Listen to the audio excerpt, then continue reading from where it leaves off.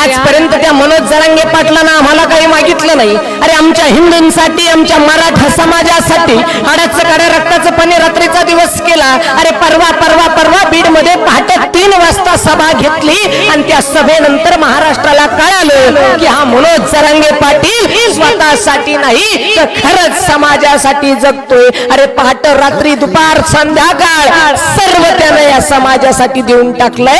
आजपर्यंत त्या माणसानं आम्हाला काही मागितलं नाही, पण आज त्या माणसानं एक शब्द टाकलाय. त्या 14 तारखेला या सराटे अंतरवाली या गावामध्ये 100 एकर जमिनीमध्ये त्यानं विराट अशी सभा ठेवली आहे आणि त्या सभेसाठी संपूर्ण हिंदुस्थानातील मराठी बांधवांना एकत्र व्हायचं आहे. म्हणून अरे त्या शेतकऱ्यानं 100 एकर शेती त्या ठिकाणी मालाचा विचार न करता दिली आहे. आपलं काम एवढंच आहे, आपण सगळ्यांनी एकत्र यायचंय आणि ती 100